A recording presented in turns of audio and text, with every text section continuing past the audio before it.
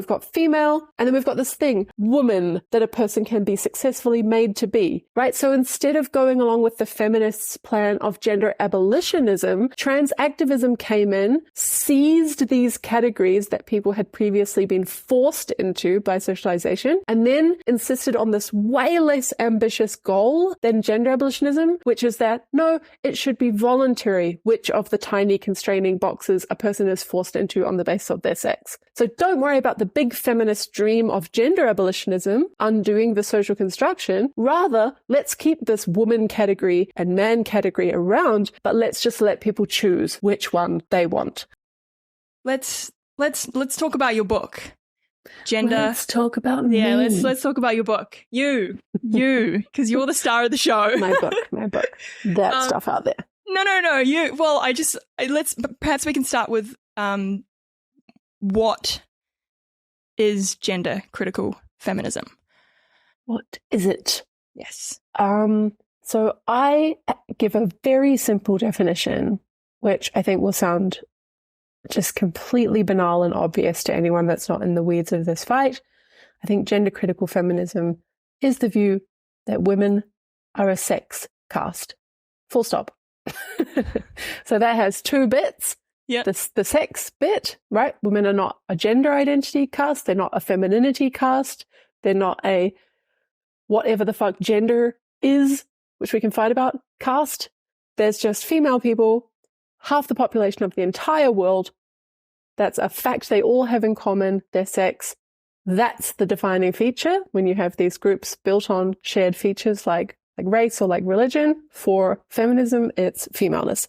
That's the sex part. The caste part is the claim that that group is, and now I let you put in your favorite word. I recently had a Twitter poll with much debate on what the word should be. I tend to want to say oppressed, but that's because I can teach my feminism class 5 different theories of oppression and then talk with them about which one makes the most sense to them. Exploitation of labor, for example, is a good one, like women constantly providing their domestic and emotional service to men throughout history. So I think that, okay, we can say oppression, but I can be clear about what I mean. But don't worry, if you don't like that word, understand this term caste in a different way. Disadvantaged, discriminated against, historically oppressed. Whatever you like, it can go in there. The feminist claim is just that there's some reason, political reason, to still talk about this group, female people. And then all of the rest of it is up for argument. And I think that's interesting because there's in one thing I do in the book is try to connect gender critical feminism now with radical feminism emerging in the second wave. And of course, some of the people who identify that way then are annoyed, right? Because they have this thing that they think radical feminism means because they read Shulamith Firestone. And so then, why is she just saying it's only sex caste when it's obviously reproduction in the lab? No, because any number of different feminists can have a different interpretation of what women's oppression consists in. Use whatever word you like again there. And what it would take to get liberation from it, right? Or what equality would look like. And Firestone wrote a great book, but so did heaps of other women, and they all disagree with each other. So I just think that's an ongoing project. Feminism, it's about female people. There's something up with them. They're discriminated against. They're marginalized in some way. And now it's women's job as feminists to figure out what that way is and what we want to do about it and provide a sort of plausible enough theory that it can plug into a real movement, which I think that gender critical feminism is. And we can kind of come to agree on what we should be doing about it together. So it's pretty minimal, I think. Okay. And there's a few things there. I'm interested in how you, arrived at that. Yeah. What got you to realize this was your kind of feminism, and then how you differentiate that to what the mainstream culturally dominant feminism is. Yes, good. I'll answer the first bit and then I'll forget the second bit, so you'll have to remind me.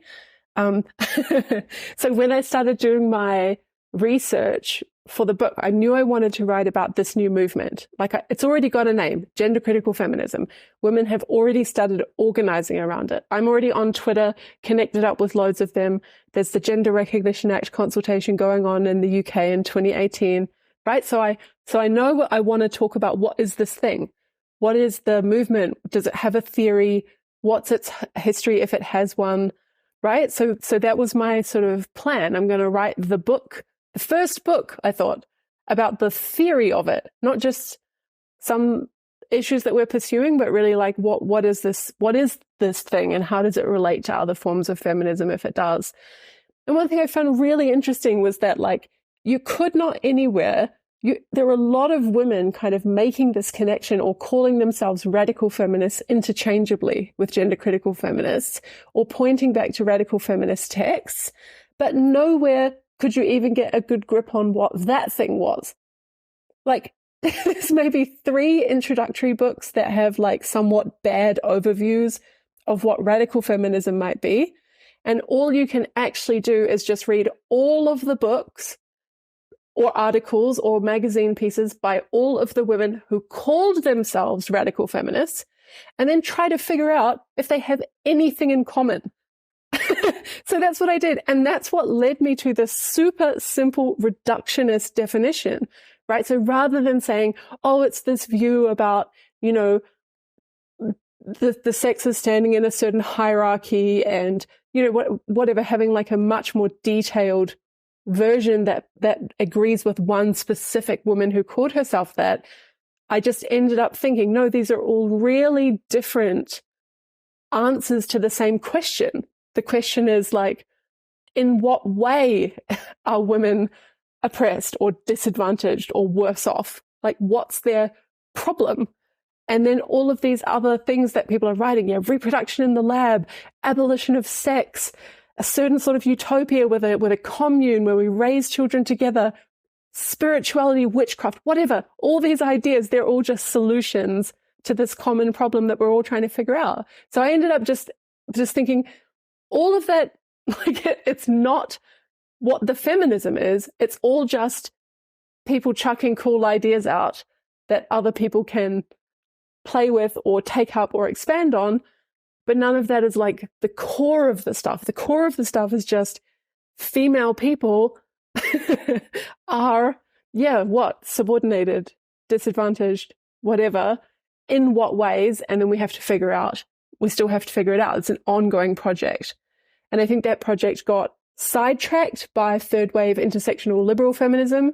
And I think the project is now being reclaimed and retaken up by gender critical feminists. But we still have like so much work to do. So that's my like, what is gender critical feminism? Oh, female people, it's about sex cast. The end. Please join and help us work out all of the answers. That's kind of what I'm saying. Okay, so in summary, good luck. Well, you felt like feminism went diverted and became about too many different things, and it wasn't specific. Yes, I think that's right. I think we started that project. I think we had feminists in the second wave had a very firm grip on who their constituency was and what they were trying to work out. And somehow, with perfectly good intentions, by the way, like wanting to be inclusive, wanting to be anti-racist, wanting to like not further the harm to other oppressed groups, for all these perfectly good reasons, I think feminism then just veered wildly off track and ended up being global justice. And that's fine. Global justice is great. Like no one's saying down with global justice. But my criticism is don't do global justice and call it feminism, because then everyone thinks there's enough feminism, right? Everyone thinks women's interests are being advocated for, but they're not. The people who call themselves feminists are out there just doing all sorts of stuff, usually not very much to do with women. Yeah. Well, this actually brings me to the second question. Good. Which I've totally forgotten. Well, you said it. The buzzword is intersectionality. But yeah, is that like, would you say that is the culturally dominant feminism, and how did it divert to that? I think it's right that that's the culturally dominant version of feminism. How did it divert to that? I don't know if I can give you a full story because I don't know if I fully understand the question myself of like, how did it get such a grip? But at least part of the story, I think, is that it's very hard for people accused of being privileged in some way to resist the claims of the groups that are positioned as oppressed. Right? What do you mean? What do you mean?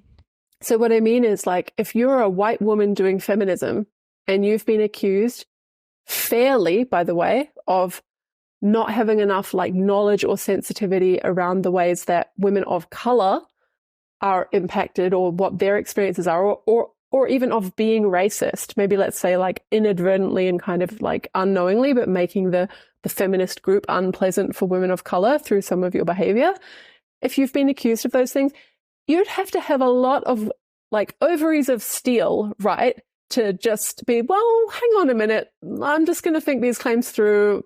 It sounds a bit hyperbolic to me, like, right? Like, and then go off and really think critically about whether those claims are legitimate and should be like accommodated within feminism, or whether those claims are like illegitimate and should be rejected as not part of feminism. So one thing that I think sort of explains the slide is like people were exclusionary in some ways and they got used to being like called out and then like educating themselves. It would have been not that language, pre-woke language. But there was this like, you can find these amazing stories of like these women's conferences where they say, oh, like the Jewish caucus aired their grievances for an hour, and then the Black women's caucus did the same. And so it's just this litany of subgroups of women organized around further identity claims, airing these kinds of problems with how the theory and activism is being done. And I think surely some of those claims must have been legitimate, right? Maybe it was that like we're constantly having a conference and inviting Jewish women and they're not like scheduling it on a religious holiday or something, whatever, like the thing that really should be taken into account. But then at a certain point, you get these also more illegitimate claims coming in, like men are women now, right? And no one's got the resources to say no because they're so used to like just being accommodating and inclusive and expanding what feminism is and listening to the marginalized. So that's my running hypothesis. That's the buzzword there, inclusive. I'm just trying to think here. What kind of feminist would you say someone like Clementine Ford is? Ooh, what could you even call her? Look, the reason I'm asking is I'm just trying to think about my own upbringing and how it was displayed to me. And it was her. It was Clementine Ford, maybe Roxane Gay, and then I mean, is Judith Butler. I mean, this kind of, and then it moved into this idea of gender is a social construct. Like that was the most pervasive thing. Yeah, like these kind of feminists, they felt like they were dominant in my social circles. Yeah. I can't say I have a super good impression of Clementine Ford, but that might just be because like maybe she hit on hard times in the pandemic and then just started like advertising stupid things. That's like the more recent stuff I've heard of her. I think I read one of her earlier books and thought it was fine. So I guess there are these women where like that's their career and they often write these like op-eds and they're always kind of in the media commenting. They say the stuff that's like really palatable to the left, right? So it's never like difficult, challenging, transgressive stuff, like, or they're never questioning orthodoxies, right? They're just sort of saying the stuff that like conservatives are irritated by, but the whole left is like happy to go along with. They're always inclusive. It's always, you're never saying, yeah, I don't know. So my sense is like, probably those kind of women, they do some good because they say some things that it's good to say. But maybe they're not like thought leaders. Can you help me out? Maybe you can help me out with this notion, because I always thought feminism was a really bad thing. Oh, wow. Yeah, like a really bad thing. Like it's this pitting men against women, telling women that we're oppressed and we're oppressed by this patriarchal superstructure, and that, you know, every man has it better than every woman. And it always made me think, like, why are we like, I feel like I'm way more privileged than a lot of men. Yeah. And I'm thinking about men that are like, you know, maybe not good looking, a little bit nerdy, not very charismatic, just not these bros that have high status and get all the girls. And I'm sure they're benefiting off patriarchy, but that's like a small percent. Like I've always found it hard to really get on board with feminism because I don't want to think of myself as a victim. Yeah, look, I think there was this kind of tussle again early in the second wave, partly because feminists were trying to like assert themselves as a genuine movement, right? So everyone, you know, the women coming out of socialist feminist or Marxist feminist circles constantly being told like class is the only thing that matters. Like if we achieve the class revolution, like women will just be well off because of that one variable. Like stop trying to hijack our movement with your women's issues, right? So I think there certainly were some women that were like, no, actually the fundamental axis of oppression is sex. It's male, female hierarchy and female subordination for male advantage. And I think that's where you get those narratives about like the all-consuming idea that like all women are subordinated to all men. But I think I think we've become a lot more sophisticated than that. I can understand why those women were doing that, because they were doing it against a backdrop where they're fighting against race and class to be taken seriously. And there was a jostle for like, which one is fundamental? One of us has to win being the most important one. That's the root of everything else. I think we do tend to think much more like there are multiple axes of advantage and disadvantage today. And that's how I would think about gender critical feminism. It's just saying sex is one axis of, let's call it advantage, disadvantage.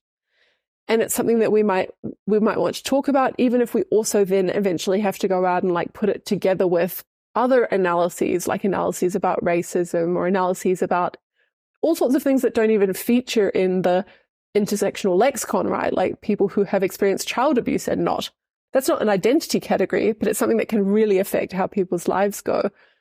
So I think I would just say feminism doesn't, like, I get that people have your sort of reaction to it, right? But I think it's often premised on like somewhat uncharitable understandings of what it actually means to be a feminist, or at least what certain forms of feminism actually have to offer. And I think what gender critical feminism has to offer is just, like sex matters quite a lot of the time.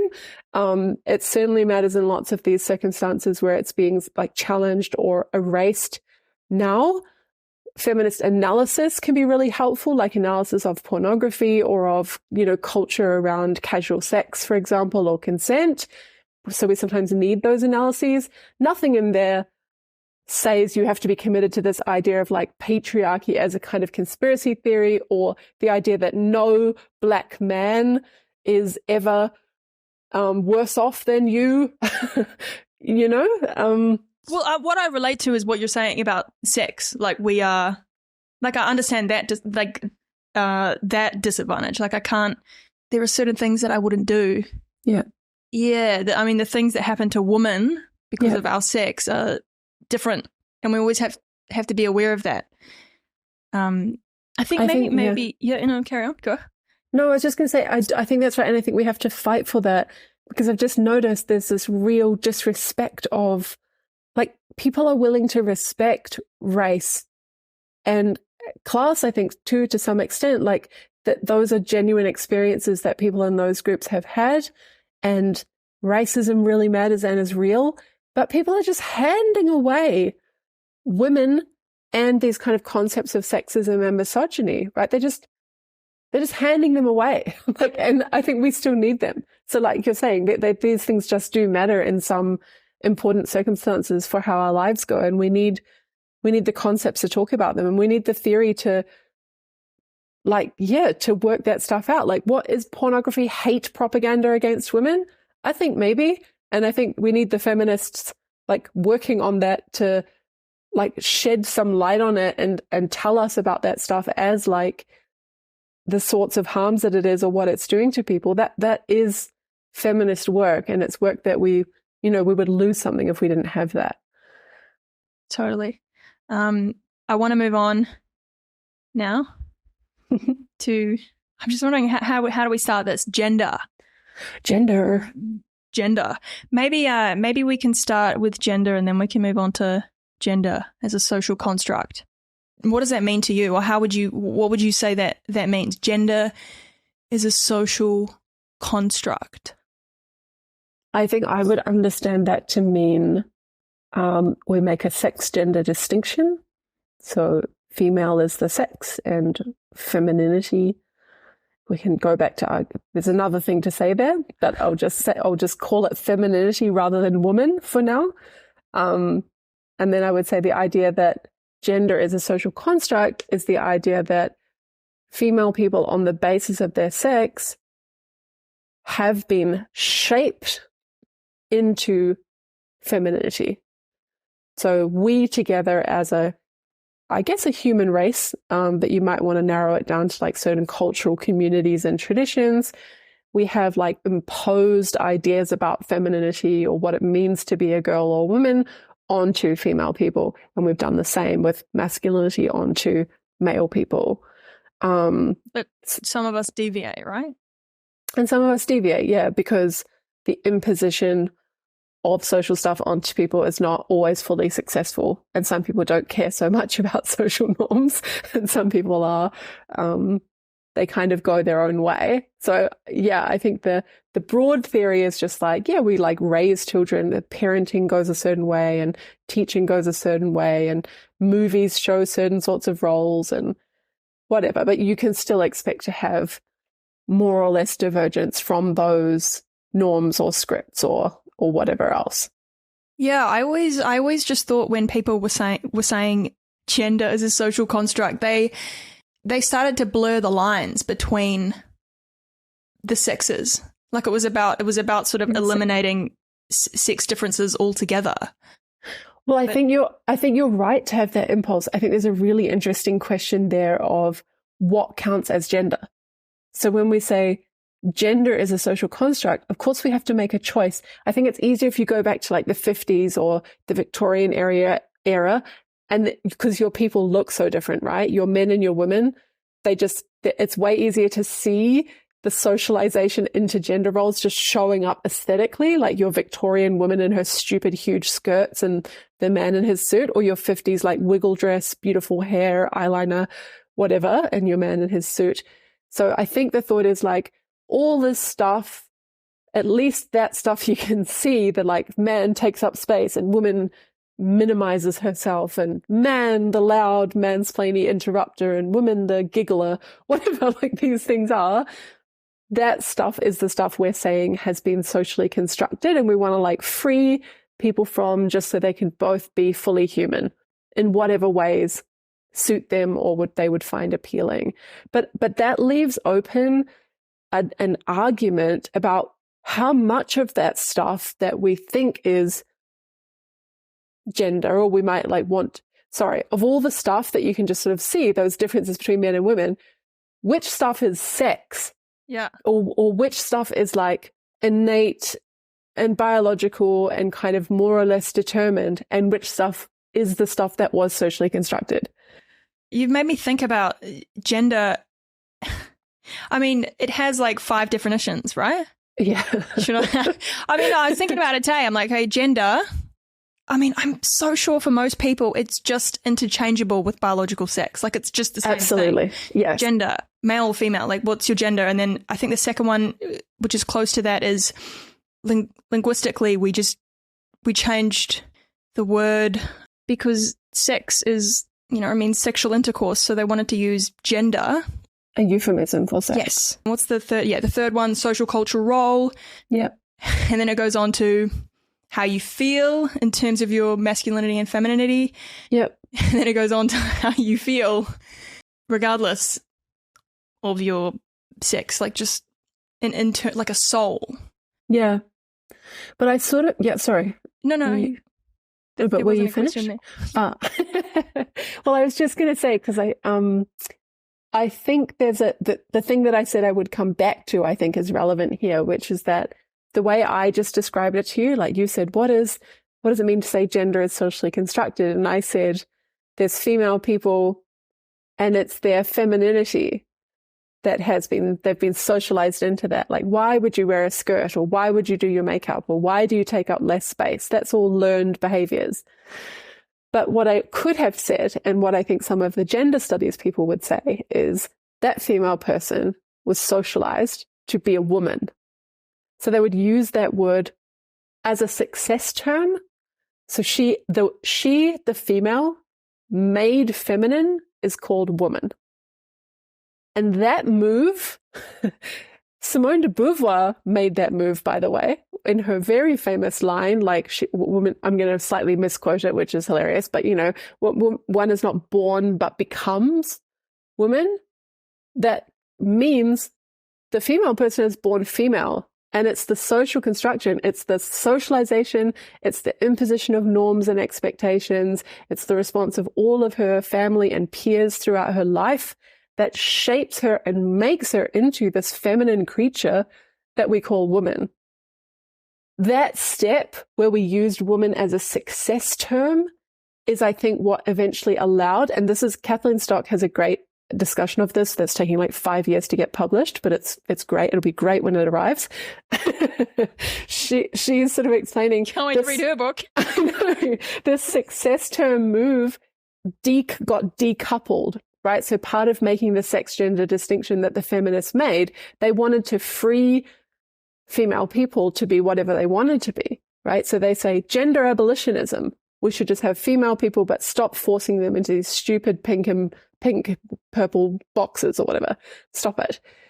But then we have this free floating idea, right? We've got female, and then we've got this thing, woman, that a person can be successfully made to be. And I think that free floating idea then got seized by middle-aged men who wanted to say, this thing's quite attractive to me, and this thing should be something people get to choose for themselves.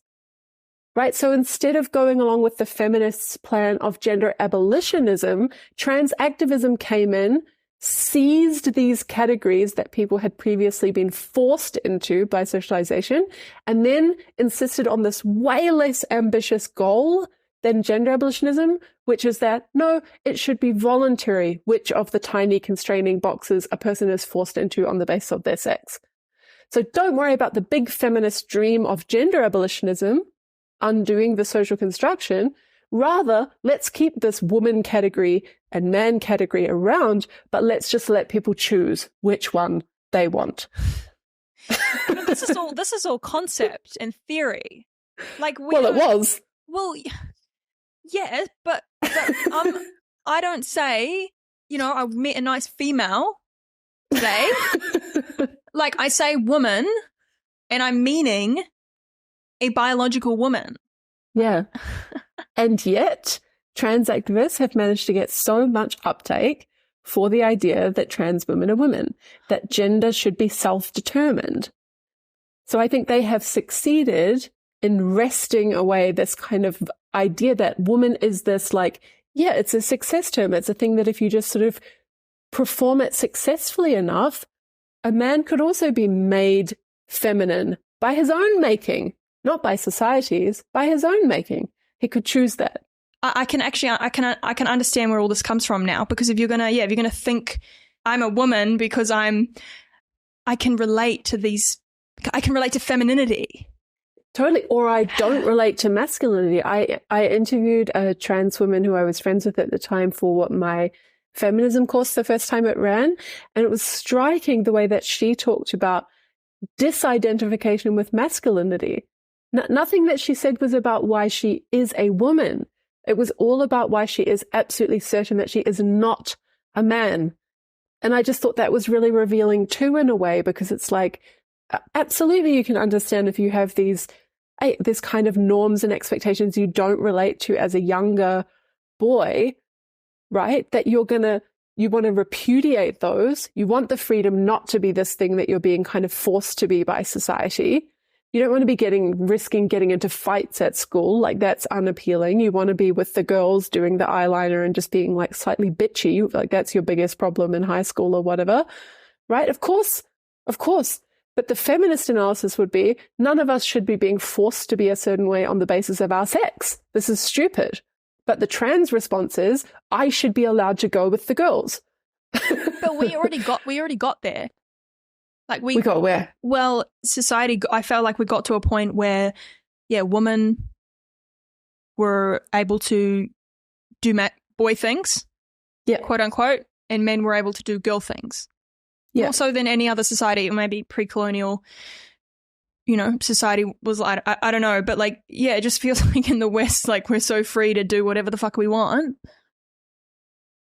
I mean, you're right that we accomplished a lot. And I think that was really 80s parenting. And I think that came off the back of second wave feminism, that there was such a lot of social support at the time in these various countries like America, Australia, New Zealand, UK, Canada, US, right? To do this sort of, I don't know if they called it gender neutral parenting, right? But to raise kids, and especially to raise girls, to think that they could do anything, and they could certainly do anything boys can. And so you have these cute dungarees children, right? They're just running around doing Lego and wearing dungarees, and all that worked. They built strong women like out of that. But it's crazy. Like, now people are I mean, I don't know. Like, I played with dinosaurs and shit when I was a kid, but I think now it seems to be like, oh, we're going to raise kids gender neutral, but it's sort of like, I was raised gender neutral. Like, I was given the freedom to just do whatever I want. Exactly. But there was no denying that I wasn't a woman, because my womanhood was in my biological sex, not exactly these playing with boys' toys.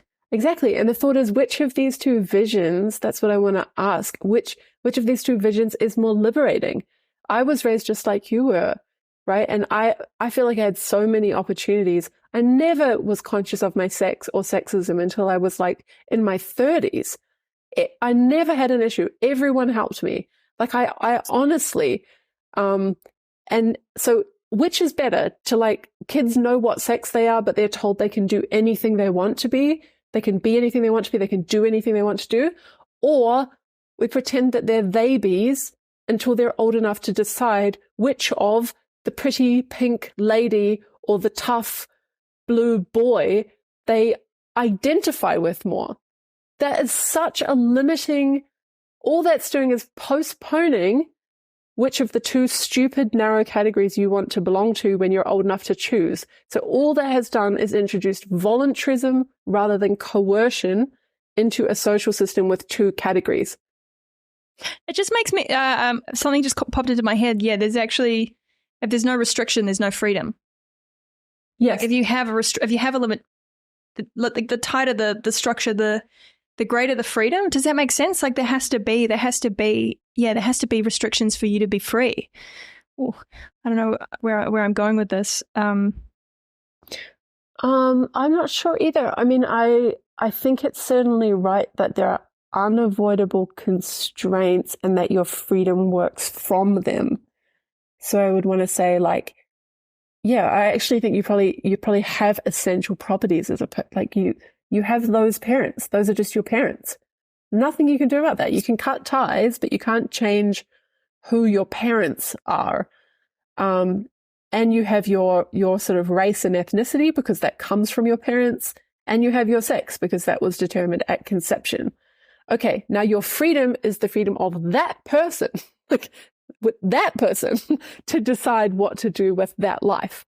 And some people get lucky and unlucky, right? Like, you might be born in a way that means you have a lot more by way of constraints and what you can do in your life. And that might be unfortunate. You have some really serious health problem and need a lot of surgeries or medical care or something. That's unlucky, but still that's the person. That's who you are, and that's what you have to work with in your life. Yeah, you've made me think. Fuck, I'm so bad with finishing my points. I thought about I was thinking about gender today, and I thought about the gender bread the genderbread person. I nearly said genderbread man. Non-binary. Yeah, I thought you were going to. No. No, if you think about it, the top thing, right, is man, non-binary, woman.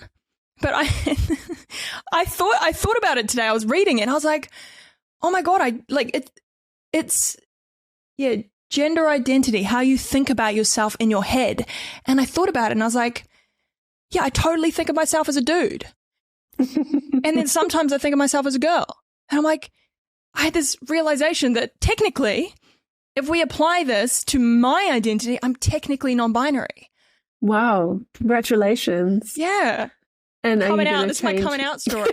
Yeah. You chose a turf to come out to. Oh, God. I don't know if I would change my pronouns. That I don't get. Yeah, okay. It doesn't bother you to hear she. Well, no, because I'm not concerned with trying to control other people. But if your self-concept is as a dude, it should be that you find it somewhat jarring, right? When someone's like, oh, she said this. Oh, she's so funny. I love her. Ha ha. But my identity, I don't think our identities should be based on what other people call us. Like you should be, and this brings me to this whole idea of validating and invalidating. Like, why would you even hand over the freedom to give other people the right to invalidate you? Yeah. Or validate you. I mean, it's like you're putting your sense of self in the hands of strangers. Yeah. I guess for some people, and maybe these are, I was about to do armchair psychoanalysis, so I should walk that back. Who knows what's going on with these people? But it could be that there are people who have like a lack of control in their lives for various reasons. And that is a thing that they can do to like the control of other people gives them some sense of power or satisfaction. And it looks stupid to the rest of us, but it's like, yeah, if that guy can make me call him she today, maybe he feels a little better or a little more in control of things because he managed to kind of shape the world to his will.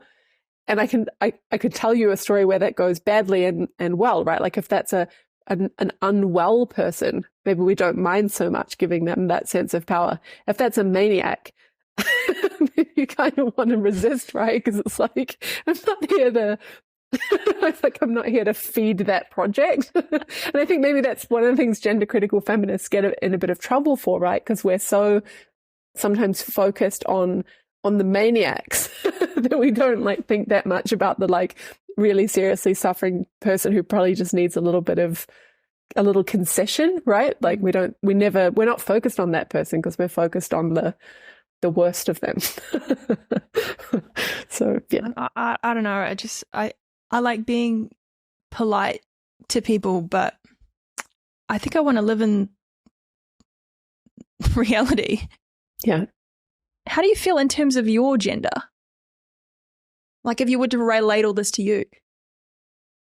I guess increasingly I have moved away from almost any forms of femininity, except that I still just kept having slightly long hair because I look stupid in any other way, like very stupid. So it's more of a practical decision than a signaling decision. So if I were to like speak in the lexicon of the youth, I might say the same thing as you, that like there would be a better description than woman. But like you, I also just think I don't buy into that whole ideology, right? So I just think I am female and I can be any way I want to be. And I happen to be in this like what's turning into a long phase of just being, completely unable to wear women's clothes, for example. I kind of hope that will end because I have lots of nice clothes. They just like lie abandoned in the wardrobe. It's been years since I put any makeup of any kind on. Everything just kind of feels wrong. But I think for me, that's also caught up in like coming out as a lesbian late in life and also becoming a radical feminist quite late in life. And then I've also written things about, like participation in femininity and whether that's a kind of complicity in our own subordination in a way, like if men are not taking us seriously. And part of the reason for that is that we are like constantly signaling submission, right, through our presentation and comportment. So I have all these complex, like, I don't know, like, I'd really like to be braver. I sort of think I should probably shave my head, like, and get hairy legs, and then I keep getting them and then shaving them off and then feeling bad. So I think some of this is just like, yeah, there's a lot of things going on at once about, like, yeah, what self-expression, totally separate of gender, right? But what self-expression just kind of best matches your politics and your morality and your dating preferences and your comfort and all that sort of stuff. And I think I just haven't really worked all that out yet. I mean, you've got to have all the time to think about yourself so much, really. Like, I've got a lot of other shit going on. Not to... Yeah, we're busy. Yeah. Yeah, I don't know if I asked you how we got here, how it went from gender as the male social role to, yeah, gender is an internal feeling. It's an identity, and then how it got into law, since it can mean so many different things, since it's so subjective. Yeah. Part of the law stuff, I think, is really just a bait and switch. And so it would rely on the prior explanation of how the trans activists got their concept of gender as identity to get enough social uptake. Because once they got enough uptake for it and they could insist trans women are women, trans men are men, those words, women and men, are already in legislation, and they can just pretend they mean the new thing. So there's a sneaky move going on. Like, for example, just to give one example of that, like New Zealand reports to their convention on, where does all forms go? Convention on the Elimination of All Forms of Discrimination Against Women, CEDAW. New Zealand just reports on that, assuming that women includes trans women, even though it's absolutely clear in the wording of the convention. When they talk about women, they're always referring to things like breastfeeding and role in the domestic contribution to the family and so on, right? But it's like, but this word is there in international law or in domestic law. And once the activists succeed in changing the meaning of it in ordinary life, they can just pretend that's the word's already there in the law, and we just assume it has this new meaning. And some countries go along with that. So that's sort of answering the last part first. The more complicated part is, like, how did the new idea, gender as a subjective sense of oneself or an identity, how did that get sufficient social uptake that we got to this moment that we're in now with trans activism? And I think for a while, it's just like you have this very successful second wave feminist concept, gender as social norms. A lot of people are kind of giving that uptake. A lot of people understand the sex-gender distinction.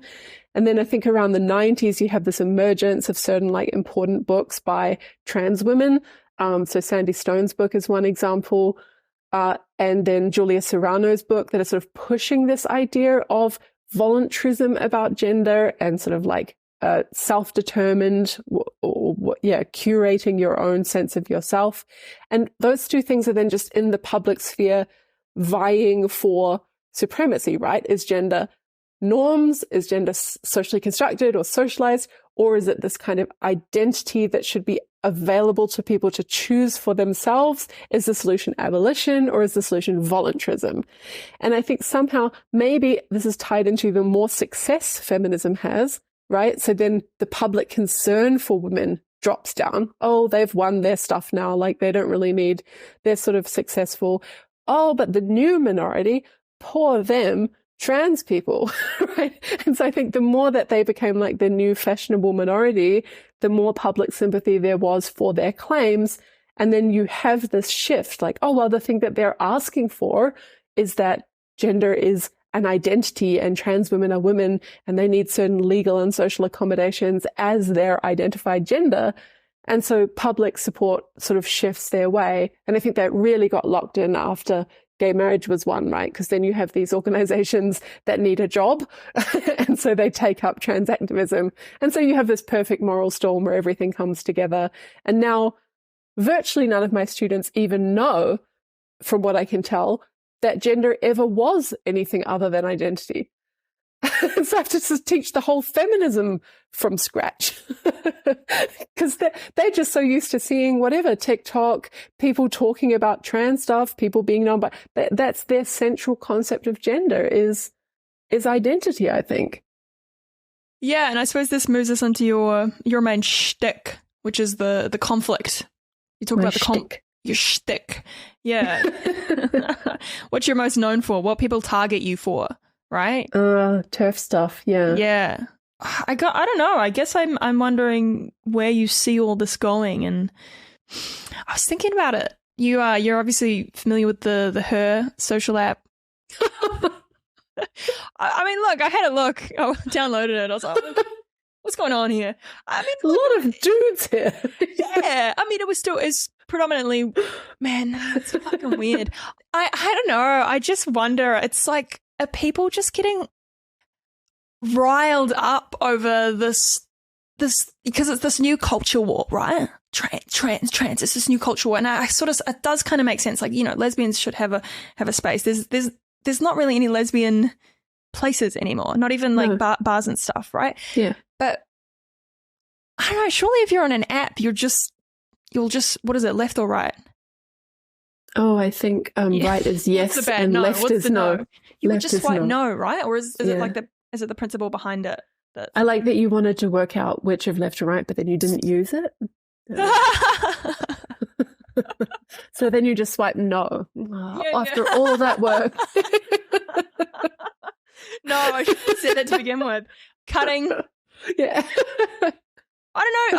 I do. I think about this stuff. Like, is it that much of an issue? Is it that much of an issue for lesbians or gay men to have to swipe past loads of people of the opposite sex in their dating lives?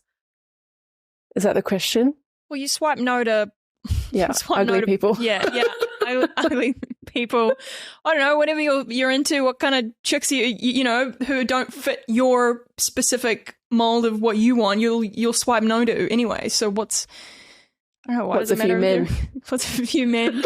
I mean, I guess the answer to that can only be that it's disrespectful, right? So lesbian and gay men, lesbian and lesbians separately, and gay men, they're already sexual orientation minorities. There already are 10% of the population roughly. So it's very hard to match up with people. So I guess there's a question of when it's fair to ask a minority group to make space for another minority group. And that question, I think, should have a different answer or be thought about more carefully than when it's okay to ask the dominant group or the majority to make space for a minority.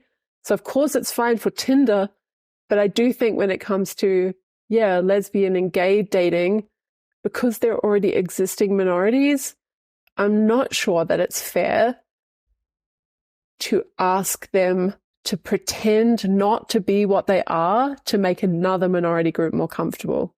And of course we could have a hierarchy of oppression contest, trans people are more marginalized than gay people, gay people have won more of their rights so far in Australia, so trans are the winner. And then, whoever's the winner gets to be included in everyone else's stuff, regardless of their minority status. Maybe.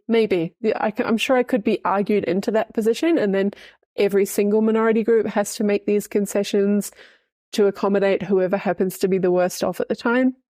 Maybe that's right.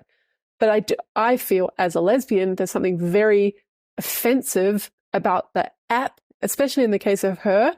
This woman is just ideologically co-opted into trans activism. She has complete disrespect for sexual orientation boundaries, and she's built her app to force her ideology onto gay people. You cannot even use the app in a way that filters according to your sexual orientation.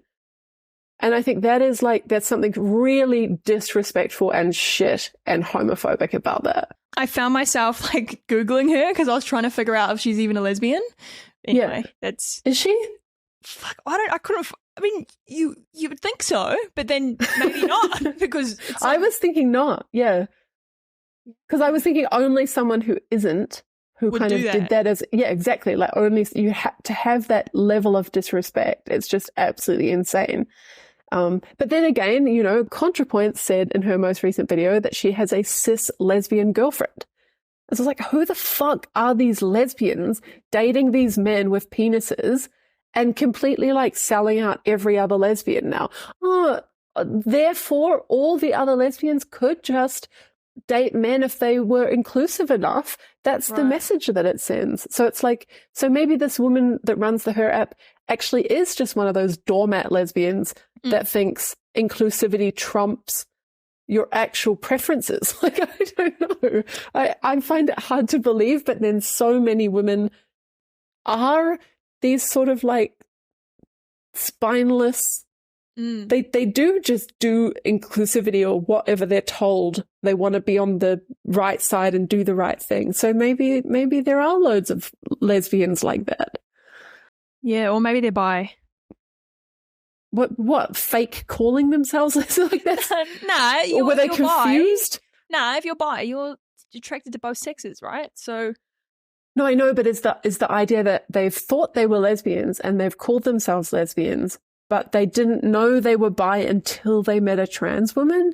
And then it's like the unique combination. I mean, maybe, right? But then I wish those lesbians would fall in love with a trans woman and then immediately rebrand themselves as bi so as not to fuck things up for all the other lesbians whose sexual boundaries are now not respected and who are kind of recast as bigots. Because if these ones could be inclusive, why can't these ones?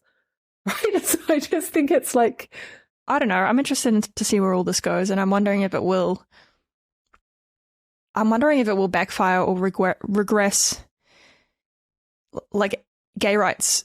I don't know. I don't want to be pessimistic. I know people that are just like, man, fucking gays need to shut the fuck up. And I'm like, bro, like, it's not me. Like, it's there's a lot of ideas. It makes me think about pride as well. Like, I don't know. I don't really go to pride events anymore. It's just not, it's all become really different. Yeah. Really different than, No, I wouldn't be surprised at all if that's how it pans out, that people can't detect the difference between lesbians, gay men, trans people, intersex people, queer people anyway. A lot of people just LGBTQ, blah, blah, blah, lump. The LGBT agenda. And then they just see this horrific, like, I think someone the other day called it oversaturation, which I think is right. It's like, they can't just do a little bit of trans activism. It has to be like fucking flags absolutely everywhere you look and constant events and constant, like, it's just, there's no moderation. It's just in your face every second and everywhere you look. And I think that people hate that sort of oversaturation, and they'll blame the entire LGBTQ for that. They won't know, oh, that's just trans activism. Oh, there are gender critical lesbians. They don't know any of that. And so I think it would be totally plausible to expect there to be a kind of backlash and backsliding because people want to say no to some of that stuff. Yeah, but I suppose people are, like even within the community, the category, whatever, I think we are, it's like we're at war with each other now, which is, I mean, or even within the T, they're at war with each other against this. I don't know if you saw, it's Caitlyn Jenner, the one that brought it into the forefront, is now created a website. What is it? It's like Protect Women Sports or something. Oh, I didn't know that I didn't know she'd done that. Yeah. She's pretty loud on her Twitter about transgender ideology. Fuck, it's just like, I think it's just about being reasonable at the end of the day, right? It's about, I suppose I have like one final question for you, and maybe you've answered this already, but I want to know, like, why are you so passionate about pursuing this subject? Because it seems to bring you, you make yourself a target. People are trying to cancel you.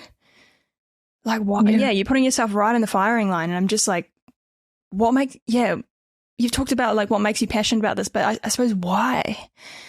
What's driving you? What is the word? Contrariness? probably is the word. Say that again. I'm sure there's a better word, but the word that I can think of is contrariness. Like, I do not like being told what to do. I do not like being told what I can and cannot say. I don't like people trying to control me. And since the very start of this, that is what I have experienced. Like, smug, overconfident, mansplainy, morally righteous, far leftists trying to tell me what I'm allowed to think about feminism, or about being a lesbian, or about the left, or about what's morally good. No space for like free exploration of ideas. It's repulsive to me. Like, they are repulsive to me. And I think at some point it's not like I got into it knowing that that's how things would go. My motivation for getting in was just that one woman in philosophy was taking all of the burden of it, and several of us wanted to share that. So we just kind of stepped in with her. But then from that point on, how I was treated, how people in philosophy responded to me, that just made me like, what the absolute fuck is going on here? And then you just dig in, right? And then you're more determined to like, anything they tell you you can't talk about, you want to talk about that. So I think, yeah, there's a bit of a perverse, something kind of perverse in my motivations, where I just, the more they tell me I can't, the more I want to, something like that. That makes me think of something I read. I'm not sure if radicalize is the right word here, but they said the more unreasonable you become, or the more you demand from women, you just end up radicalizing, like, them to the other side. Like, you push them. You push them away. Yeah. And it's just like, you're calling them a bigot, hateful bigot, TERF, transphobe for just saying something really vanilla, like, oh, like, you know, yeah, cool, transgender, like, love you, but, you know, sex is real and let's just uphold. Hateful TERF. And then you're just like, okay, fine, men aren't women. Yes. Whatever. Exactly. I still remember vividly, like, one of my earliest experiences with a philosopher. We were still, I think, friends at the time, still Facebook friends, and she had recently become non-binary. And she sent this post out saying, can anyone provide me with examples of butch, lesbian, trans women? I was so angry. Like, I was so angry at, like, the audacity of it. Like, that you would, as a non-lesbian, appropriate lesbianism for men, and then be like asking your friends for examples of like butch, like, men. That's a man. A butch lesbian trans woman is a man. And I was so mad. And I put some like slightly snarky comment, just trying to like reassert myself, like, as a lesbian. I said something like, I guess it's easy to be generous with other people's terms. Something like that. And it was just this immediate, like, really negative, really kind of like vicious, you know, what trans activists are like, and multiple people jumping in. And I just thought, this is amazing. This is like such a left-wing person that thinks they're so progressive, but they're just generously willing to hand away other people's words, like other people's self-concepts to men. And then if you say anything, they're just like, they can't even see. And so I've just got this sequence of moments like that where I remember, you know, trying to say certain things that are actually quite small, like maybe don't culturally appropriate the terms of politically marginalized groups. That should be uncontroversial to a leftist. But then the way that these people responded, just so deranged. And so like somehow created their own backlash. I think so, yeah. I mean, I think, and for a while it was working, I guess, this sort of vicious tactics, they did look like they were going to pay off, right? Because people did get scared. And lots of people, I'm sure, haven't spoken out because they watch what's happening to people who do. I'm sure there are loads of women at UniMelb who are secretly gender critical and in hiding, right, until it's safe to come out. I'm sure of that. I know some of them. It's complicated, right? Because so much of the left just sign up to these leftist I'm sure that's the Like, same I on the support right. the I just current don't know thing, what they yeah. are. No. Exactly. I support the current thing. So I wonder if you polled people, it would be maybe 50-50 just because it splits along political allegiance lines. I don't know. But what I do know is like, yeah, some people will respond to that sort of behavior by being driven back into silence. And some people will respond by just multiplying it by 10. And I just happen to be a multiplier. I don't know why. I don't know why. All right. Well, yeah. Where should people go if I was to direct them to you? Where can they find you, Holly? They should go to my. Twitter. I was thinking where I need more followers. They should go to my YouTube channel. YouTube, Holly Lawford-Smith. Still a baby YouTube. channel. Yeah, I've got a YouTube channel. We also have a colleague and I have a YouTube channel called Feminist Heretics. If you're in the market for a little feminist education, it's a sort of more educational channel, introducing people to some of the rad femmes and talking about some new books and stuff. And I'm on Twitter. How do you pronounce your Twitter name? How you looked at A Chalise? It's just my initials, HLS. Twitter. No, it's not. It is. Yeah, Isn't it it is. this weird at? Oh, I'm gonna look that up. It's just my initials, but it's how you spell them. Oh man, you're Like very artistic of you. I got that idea from Marshall Mathers, Eminem. Big fan favorite. So You and me both. I had such a big crush on him that it makes me wonder if I really am a lesbian. But I was quite young then, so I still listen to him. That's really cool. Hey, thank you so much for taking the time to chat with me today. I think you're welcome. It's a good place to end. It's been fun. I talked a lot, but that happens in podcasts, doesn't it? One person good. rants. It takes the pressure off me. Yeah.